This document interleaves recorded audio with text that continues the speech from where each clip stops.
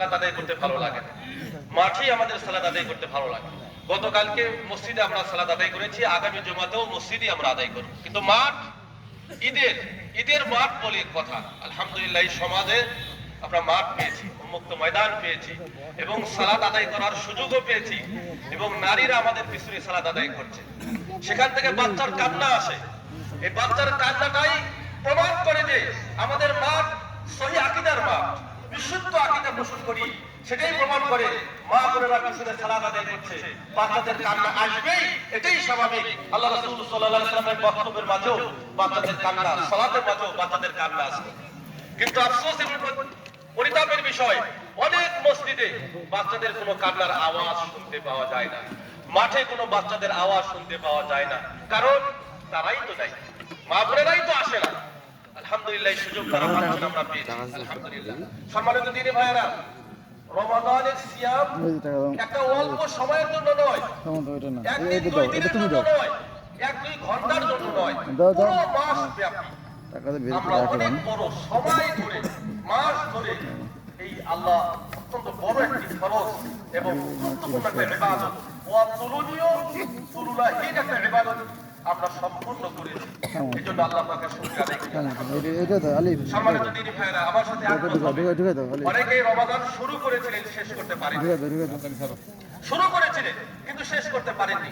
মাঝখান থেকে অনেক মাইকিং আমরা শুনেছি, অমুক ভাই ইন্তেকাল করেছেন, অমুক ভাই অমুকে এই সমাজের অমুকে ইন্তেকাল করেছেন, এরকম মাইকে আমরা এলান শুনেছি। তখনই মনে পড়ে যে হ্যাঁ, তিনি শুরু করতে পেরেছিলেন কিন্তু শেষ করতে পারেননি।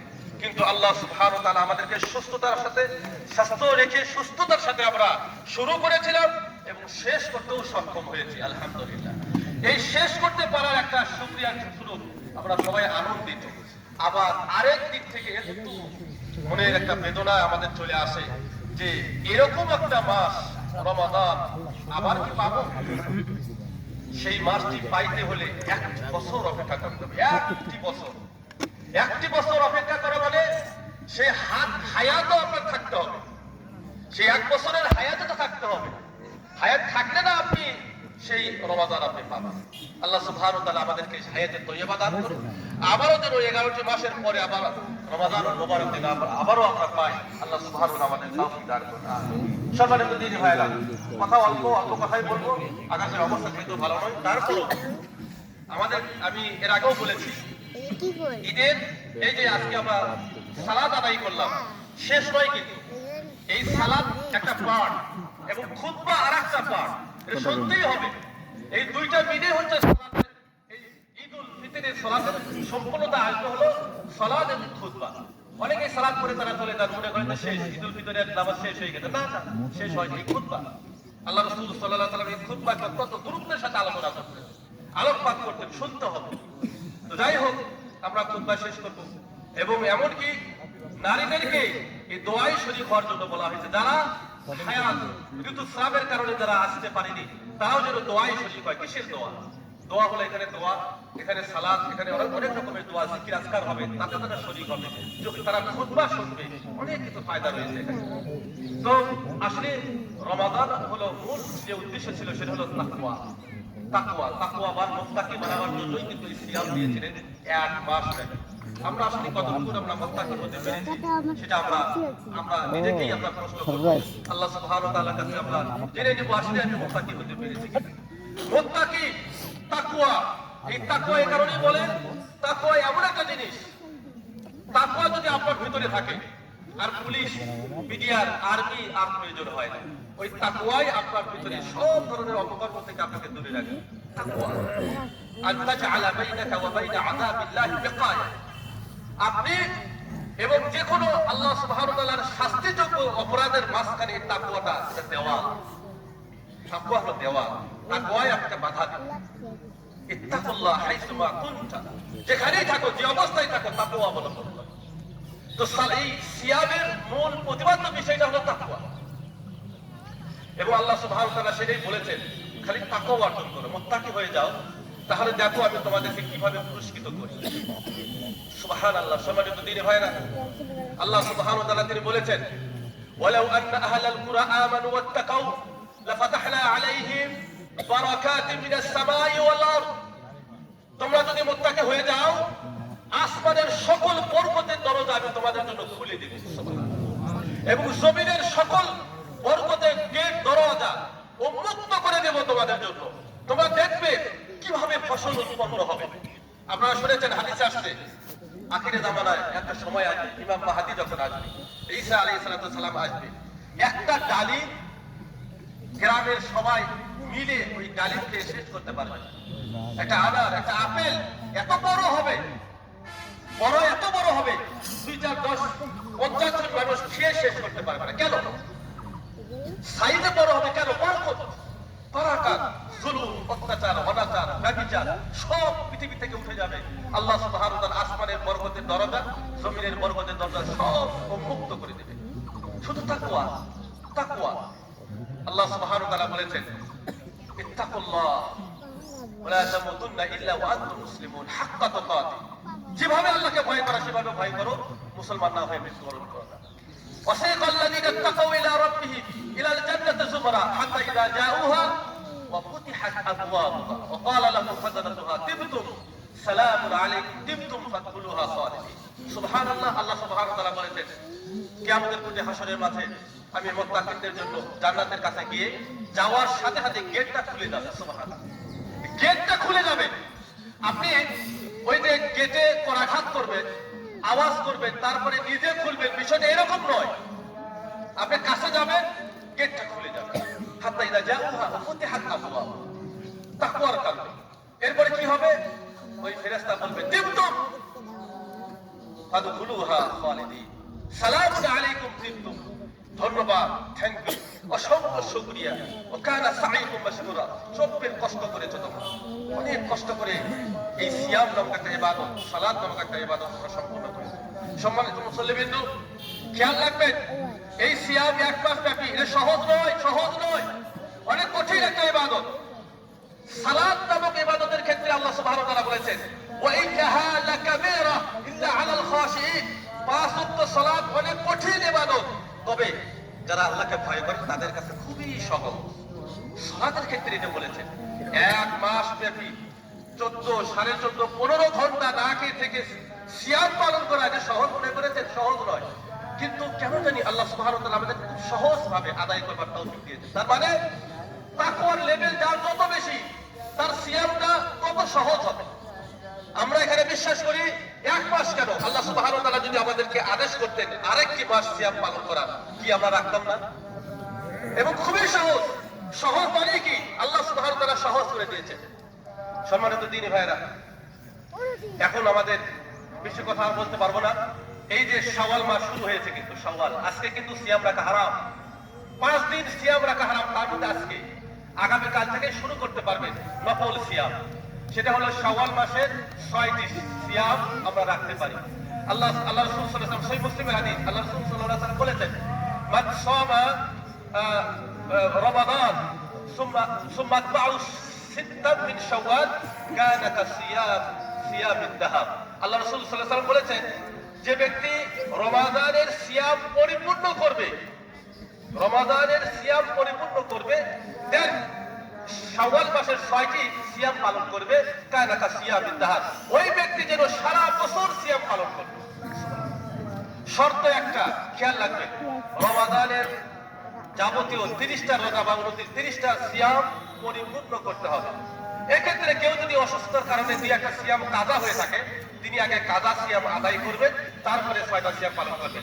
মা বোনদের যদি কোনো ঋতুস্রাবের কারণে 4-5টা যদি সিয়াম কাজা হয়ে থাকে, ওই কাজাগুলো আগে আদায় করে নেবেন, তারপরে তিনি শাওয়ালের 6টি সিয়াম পালন করবেন। ওই যে কথা শেষ হলে যাব। পরিশেষে আমি বলতে চাই, সিয়াম আমাদের একটা, এটা একটা হলো প্র্যাকটিস। যে প্র্যাকটিস, তাকওয়ার একটা প্র্যাকটিস আমরা করলাম। মিথ্যা পরিহারের একটা, আমরা এই মাসের মাধ্যমে মিথ্যা কিভাবে বলতে হয় না তার একটা আমরা প্র্যাকটিস বা অনুশীলন আমরা করেছি পুরো মাস ব্যাপী। ট্রেনিং এর একটা মাস। ট্রেনিং কিসের ট্রেনিং দিয়েছি? ধৈর্যের ট্রেনিং, মিথ্যা পরিহারের ট্রেনিং, সত্য কথা বলার ট্রেনিং আমরা নিয়েছি পুরো মাস ব্যাপী। এই ট্রেনিং যেন আমার বাকি 11টি মাস যেন আমার স্থায়ী থাকে। এই মাস চলে যাওয়ার সাথে সাথে আমি পূর্বের দিকে ফিরে যাবো, তা যেন না হয়।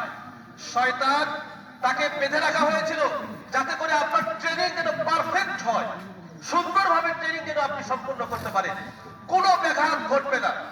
শয়তানকে শিকলে আবদ্ধ করে রাখা হয়েছে। এই কারণে যে আমার বান্দা পুরো মাস ব্যাপী অনেক বড় একটা ট্রেনিং সে দিচ্ছে, তাকে যেন কোনো বাধাগ্রস্ত করতে না পারে, এ কারণে শয়তানকে শিকলে আবদ্ধ করে রাখা হয়েছে, শয়তানকে ছেড়ে দেওয়া হয়েছে। শয়তান কিন্তু খুঁজে খুঁজে দেখছে কে ভালো হয়ে গেল, কে সিয়ামের কারণে তাকওয়াবান হয়ে গেল, কে আবার সেই সত্য কথা বলা শুরু করলো, তার পিছনে শয়তান লেগে পড়েছে, তাকে আবার পূর্বের দিকে ফিরিয়ে নিয়ে আসবে। শয়তান আমাদের প্রকাশ্য শত্রু। শয়তান যেন কোনোভাবেই আমাদেরকে পরাস্ত করতে না পারে, সেই ট্রেনিং আমরা যে নিয়েছি এটাকে বাস্তবে রূপ আমরা দেব। আমরা তো সেই মুসলিম, আমরা 14-15 ঘন্টা না খেয়ে থেকে এটা প্রমাণ করতে সক্ষম হয়েছি হারাম কোনো খাবার আমরা খাবো না। আমরা 15 ঘন্টা না খেয়ে থেকে এই ট্রেনিং নিয়েছি। আমাদের কাছে যদি কোনো সময় কোনো হালাল কোনো খাবার যদি না আসে আমার সামনে, ধরেন শুকরের মাংস আমাকে খেতেই হবে জীবন ধারণের জন্য, জীবন বাঁচার জন্য, আমি তখন খাবো না যতক্ষণ পর্যন্ত আমি 14-15 ঘন্টা আমি না খেয়ে এই অবস্থা, আমি এটা নিশ্চিত হবো যে আমি তো সেই মুসলিম, আমি 15 ঘন্টা না খেয়ে থাকতে পারি। থাকার পরে যখন দেখবো আর আমি পারছি না, তখন আমি শুকরের মাংস আমি খেতে পারবো। কতটুকু পরিপূর্ণভাবে নয়, সামান্য যতটুকু খেলে পরে আবার জীবন ধারণ হবে অতটুকু আমি খেতে পারবো, কারণ আমি ট্রেনিং নিয়েছি। মাস ব্যাপী আমার ট্রেনিং, আমার প্রশিক্ষণ আছে, আমি 14-15 ঘন্টা না খেয়ে থাকতে পারি। সম্মানিত দিদি ভাইরা, পরিশেষে মা বোনেরা এখানে পিছনে তারা আছেন, আল্লাহু আকবার, আল্লাহু আকবার, ওয়ালিল্লাহিল হামদ। মা বোনদের কথা কি বলবো? মা বোনেরা দান এবং সাদকাতে আপনাদেরকে পিছিয়ে, আপনাদের থেকেও এগিয়ে তারা এগিয়ে গিয়েছে। পুরুষেরা মা বোনদের সাথে দাঁড়িয়ে আপনারা পারেনি, তার গত মাঠে তারা ঈদুল ফিতরে তারা প্রমাণ করে দিয়েছে। আমি বলেছিলাম ঈদুল ফিতরে গত 1 বছর আগে বলেছিলাম, সেখানে আল্লাহ রাসূল সাল্লাল্লাহু আলাইহি ওয়াসাল্লাম কিন্তু বক্তব্য দিতেন, মাঠে কিন্তু তিনি খুতবা দিতেন এবং মা বোনদের ওই সামনে গিয়ে সেখানে গিয়ে তাদের জন্য আলাদাভাবে নসিহত করতেন। তখন তো মাইকের সিস্টেম ছিল না, যার কারণে মা বোনের দূরে থাকার কারণে তার কথা শুনতে পেতেন না। তিনি পুরুষদের জন্য আলাদা করে একটা খুতবা দিতেন। এরপরে তারপরে মা বোনদের কাছে তিনি যেতেন, যাওয়ার পরে তাদেরকে তিনি ওয়াজ নসিহত করলেন। সেই ওয়াজ কি ওয়াজ করেছিলেন সেই কথা সহিহ বুখারীতে উল্লেখ করেছেন। আল্লাহ রাসূল সাল্লাল্লাহু আলাইহি ওয়াসাল্লাম তাদের কাছে গেলেন, গিয়ে বললেন, মা বোনদেরকে লক্ষ্য করে বললেন, শোনো, আমি দেখেছি নারীদেরকে অধিক তারা জাহান্নামে জ্বলছে পড়ছে। আল্লাহু আকবার। নারীরা হাউ হাউ করে কান্না শুরু করে দিল। কেন ইয়া রাসূলুল্লাহ? বলে দুটো কারণ। ওয়াকফুরুনা আশিরা, তোমরা স্বামীদের, তোমরা আল্লাহর সাথে কখনই তোমাদের নাকিসাতুল ইলম কমতির কারণে বিভিন্ন সময় তোমরা হুকুম আহকাম পালন করতে পারো না। আর একটা হচ্ছে ওয়াকফুরুনা আশিরা, নারীরা স্বামীর অকৃতজ্ঞ হয়ে থাকে।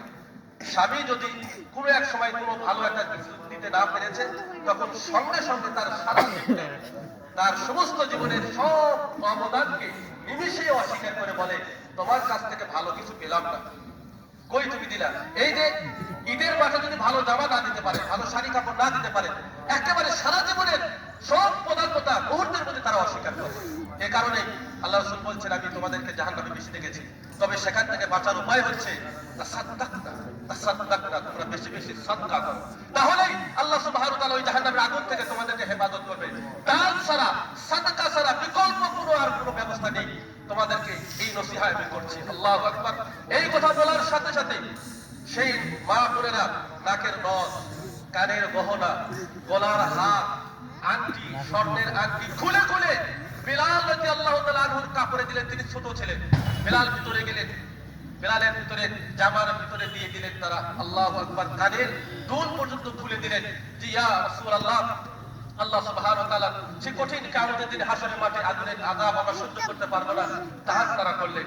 আমি গত ঈদুল ফিতরে এই খুতবা দেওয়ার পরে আলহামদুলিল্লাহ একজন নারী কানের দুল খুলে, তিনি দুল খুলে হাদিসের উপরে আমল করে তিনি দুল খুলে দান বাক্সের ভিতরে রেখেছিলেন।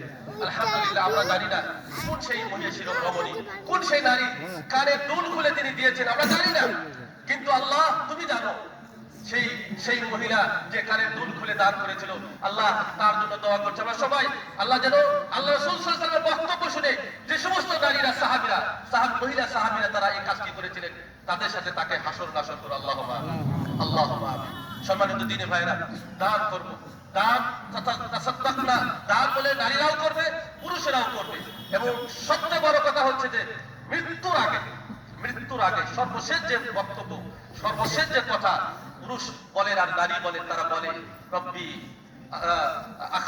আখখারতানি ইলা আজালিন করিব ফাআসাদদাক ওয়া আকুম মিনাস সালিহিন। আল্লাহু আকবার। সর্বশেষ যখন মানুষ মুখটা নড়াতে থাকে, তখন অনেকে বলে যে বাবা যদি পানি খাইতে চায়, শরবত খেতে চায়, তাই তো মুখ নড়াচ্ছে, কিছু তা নয়। ফায়াকুলু রব্বি লাউলা আখখারতানি ইলা আজালিন করিব। কি বলে আল্লাহ সুবহানাহু ওয়া তাআলা, তিনি বলেন সূরা জুমার মধ্যে আল্লাহ সুবহানাহু ওয়া তাআলা বলছেন, ওই সময় একটা ব্যক্তি একেবারে মৃত্যুর একটা কাছাকাছি, মালাকুল মাউত তার কাছে এসে গেছে। এমন একটা সময় ওই বলতে থাকে, ওই লোকটা বলতে থাকে রব্বি আখখারতানি ইলা আজালিন করিব। ফায়াকুলু রব্বি লাউলা আখখারতানি ইলা আজালিন করিব। একটু সময় দাও না মাবুদ, একটু সময় দাও। আল্লাহ সুবহানাহু ওয়া তাআলা বলবেন একটু সময় কি করবা, তোমাকে তো লম্বা একটা হায়াত দিয়েছি, 70 বছর, 80 বছর, 100 বছর, তারপরে সামান্য সময় তুমি কি করবে? দেখেন একেবারে ওয়েটিং ফর ডেথ, একেবারে মৃত্যুর কাছাকাছি ব্যক্তিটা বলছে লাউলা আখখারতানি ইলা আজালিন করিব, সামান্য একটু সময় আমি চাচ্ছি, কি করবে? ফাআসাদদাকা ওয়া আকুম মিনাস সালিহিন। আল্লাহ একটু সাদকা করে আসে, দান করে আসে। সুবহানাল্লাহ। সম্মানিত দিনী ভাইরা, দানের কথা বলি, জীবনের শেষ মুহূর্ত কত কিছু আছে, সন্তানের সাথে কথা বলি, পরিবারের সাথে কথা বলি, কত কিছু সব সে বলে যাবে। সে একটু সময় যাচ্ছে, দান করতে চাই, আল্লাহ দান করার সুযোগটা একটু দাও তুমি আমার কাছে। কারণ মৃত্যুর আগে দানের কত ফজিলত, তাই মৃত্যু আসার আগে আমরা দান করে যাই। আলহামদুলিল্লাহ, এই দানের মাধ্যমে আমাদের পরকালটা সুন্দর হবে, কবরের জীবনটা সুন্দর হবে। আল্লাহ সুবহানাহু ওয়া তাআলা আমাদের তৌফিক দান করে, আমিন। সুবহানাকা আল্লাহুম্মা, আল্লাহু আকবার, আল্লাহু আকবার, আল্লাহু আকবার, আল্লাহু আকবার, লা ইলাহা ইল্লাল্লাহ, আল্লাহু আকবার, আল্লাহু আকবার ওয়া লিল্লাহিল হামদ, আল্লাহু আকবার, আল্লাহু আকবার, লা ইলাহা ইল্লাল্লাহ, আল্লাহু আকবার, আল্লাহু আকবার ওয়া লিল্লাহিল হামদ। আল্লাহুম্মা আরহামনা ফাইন্নাকা আনতা খায়রুর রাহিমিন। আল্লাহুম্মা আমিন। اللهم تقبل صيامنا وقيامنا وركوعنا يا رب العالمين. آمين. আমাদের সিজদা, আমাদের সিয়াম, আমাদের কিয়াম, আমাদের তারাবি, আমাদের তাহাজ্জুদ, যত আমল সবগুলো তুমি কবুল করে দাও আল্লাহ। আমিন। আল্লাহুম্মা আখির রিকাবা উম্মাহাতিনা মিনান নার। আমাদের পিতামাতাকে মাফ করে দাও। আল্লাহুম্মা আখির রিকাবা উম্মাহাতিনা ওয়া আবাইনা ওয়া আজদাদিনা ওয়া আসাতিদাতিনা মিনান নার। আমিন। আল্লাহুম্মা ইহফাযনা মিন কুল্লি বালাইদ দুনিয়া ওয়া আযাবিল আখিরাহ। সকল বালা মুসিবত থেকে আমাদেরকে হেফাজত করো।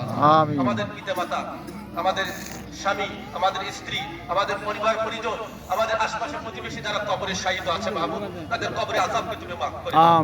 তাদের কবরকে নূরে মুনওয়ার করে দাও। জান্নাতুল ফিরদাউসের আ'লা মাকাম দান করো। আমাদের মধ্যে অনেকে অসুস্থ আছে, তাদেরকে শিফায়ে কামেলা, হায়াতে তয়্যিবা দান করো। আল্লাহুম্মা আমিন। এবং যারা আমরা আরো আল্লাহর কাছে দোয়া করি, আল্লাহুম্মা শফি শিফাআন কামিলা, اللهم ارزقنا رزقا حلالا رزقا طيبا يا رب العالمين. اللهم لك الحمد كما حمدك الحمد. اللهم آمين.